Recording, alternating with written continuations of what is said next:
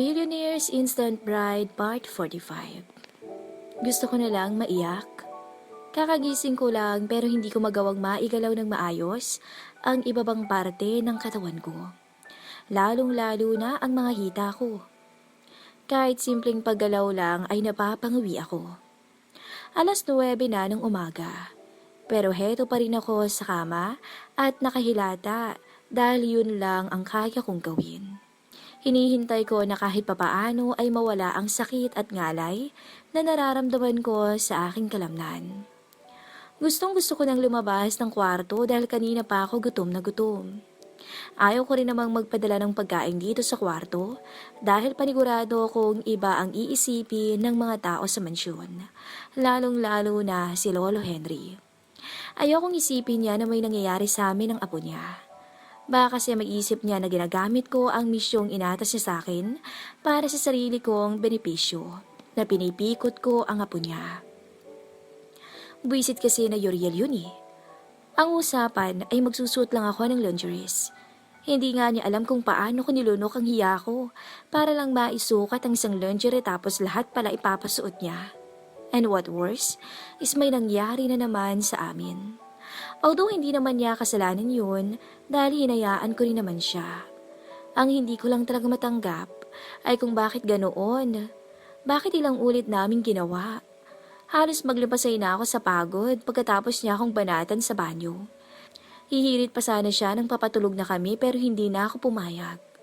Pagod na talaga ako at hindi ko na alam kung makakaya ko pa bang bumangon kinabukasan. At nangyari na nga ang sinasabi ko. Daig ko pa yung nilumpo dahil sa ginawa niya eh. Agad kong kinuha ang cellphone ko para i-text sana siya nang bumungad sa akin ng isang text galing sa kanya. How do you feel?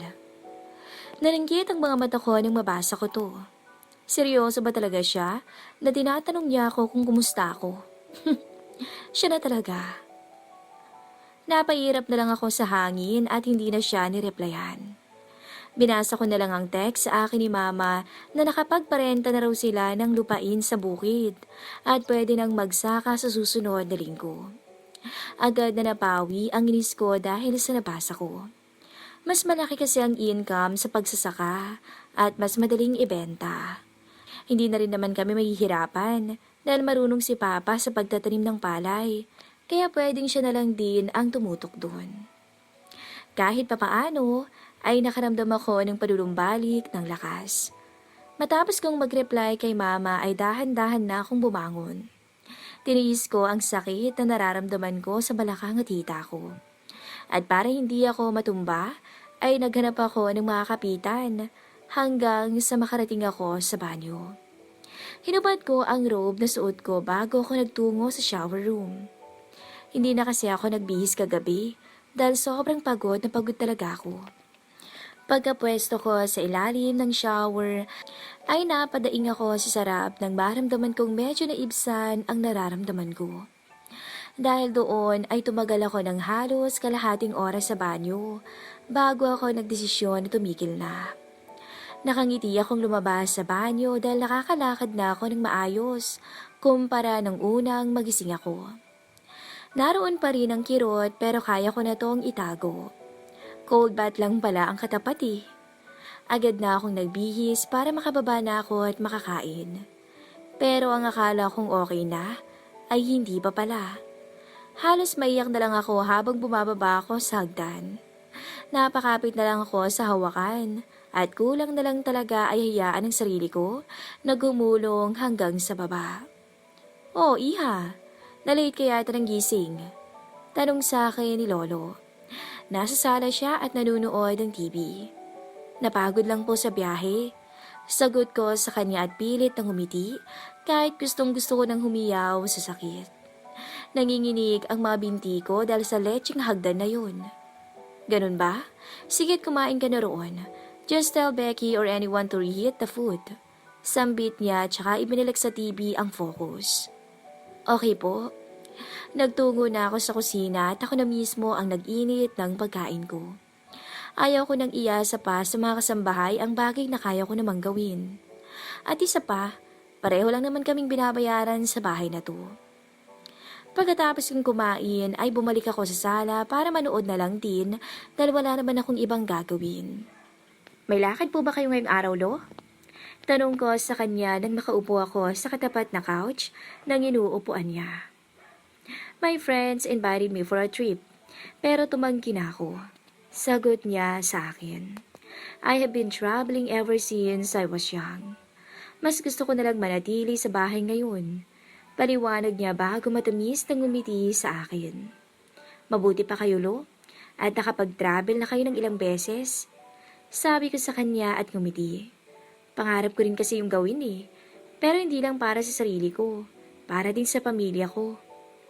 Tumango siya sa akin at ngumiti. You really love your family, don't you? Opo naman. Mahal na mahal ko sila. Mabilis kong sagot. Gusto ko pa sanang idugtong ang kaya nga ako narito sa mansyon niyo eh.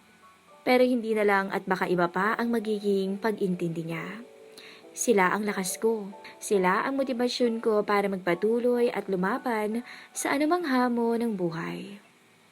You're such a sweet child, Iha. How I wish my apo will be like you too. Anya bago bahagyang nawala ang ngiti sa mga labi niya. But I can't blame him. Why he grew up into a man he is now. Dagdag niya bago siya marahang bumuga ng hangin. That kid grew up without parents. Ano po palang nangyari? Mabilis kong tanong. Sa totoo lang po ay matagal na po akong napapaisip kung nasaan yung mga magulang niya. Pagtatapat ko sa kanya. Wala rin kasi ako nakikitang kahit anong larawan ng mga magulang niya, pati na rin noong bata pa siya. I guess it's alright for you to know since it's not a secret. Anya at marahang tumangu-tango. His mother died after giving birth to him. And his father, who was my son, died in an accident when he was a little. I don't even know if still remember his dad face. So sorry po. Nasabi ko na lang sa bayo ko ng ulo ko. Nakaramdam tuloy ako ng pagsisisi na nagtanong pa ako. It's alright, Iha. Matagal ko nang natanggap ang nangyari sa anak ko. Paninigurado niya sa akin at matamis ng humiti. Uriel is the only family I have. Kaya ganun na lang ang kagustuhan ko, na masigurong masaya siya bago man lang ako mawala sa mundong to. Napatitig na lang ako kay Lolo Henry. Hindi ko mapigilan ang paninikip ng dibdib ko dahil nalungkot talaga ako sa nalaman ko. Hindi ko ma-imagine kung ano ang mararamdaman ko kapag sa akin yun nangyari. Mababaliw siguro ako sa kalungkutan. Ngayon alam mo na kung saan ako nanggagaling, Iha. Kaya pasensya ka na kung naiipit ka sa sitwasyon namin ngayon. Sambit niya sa akin. I only want what's best for my apo. For his happiness. I want to end his pain, his suffering, his longing. I want him to be genuinely happy. Ngayon po ay naiintindihan ko na kayo. Si Uriel, sagot ko sa kanya at hindi ko alam kung ngingiti ba ako o hindi. Ngayon ay kahit papaano ay naiintindihan ko na kung bakit ganon na lang ang ugali niya. Hindi ko rin tuloy maiwasan na humiling na sana nga'y mangyari ang gusto ni Lolo Henry para sa apo niya. Uriel deserves to be happy too. He also deserves all the happiness that others have. Kaya kung ikaw man ang maging kaligayahan ng apo ko o kung sino pa ay susuporta lang ako. Wala na akong pakialam kung anong klaseng tao ang piliin niya. As long as mahal niya. Then that's all that matters. Sabi niya sa akin at matamis na ngumiti. My apo already have everything he needs. All that's lacking is a lover he can spend his eternity with. Nanako po, imposible na magustuhan ako ng apo niyo. Mabilis kong sabi at umiling-iling. Hindi ko nga lang alam kung para kanino ba ang sinabi ko. Kay Lolo Henry ba o para sa akin? At bakit mo naman nasabi yan, Iha? Hindi malayong magustuhan ka ng apo ko. You are such a sweet and genuine girl. You are not hard to love, so I'm sure he'll like you. Giit pa niya. But that will only happen when he gets to move on from the promise he made with his childhood friend. Ngumiti lang ako sa kanya dahil hindi ko rin naman alam kung ano ang susunod kong sasabihin.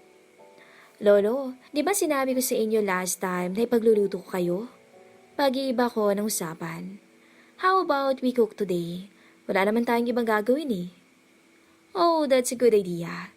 Let's spend the day together, Iha. I want to know you more. Pagsang-ayon niya. Tell the maids to prepare everything. Sige po. Sabi kong tugon bago nagpaalam sa kanya para puntahan sina Becky. Nasa kwarto na ako ngayon at kakatapos lang maghugas ng katawan dahil sobrang lagkit ang pakiramdam ko dahil ilang oras din kami ni Lolo Henry sa kusina. Nagluto rin kasi kami ulit para panghapunan naman. Gusto niya raw kasing ipagyabang kay Uriel ang luto naming dalawa.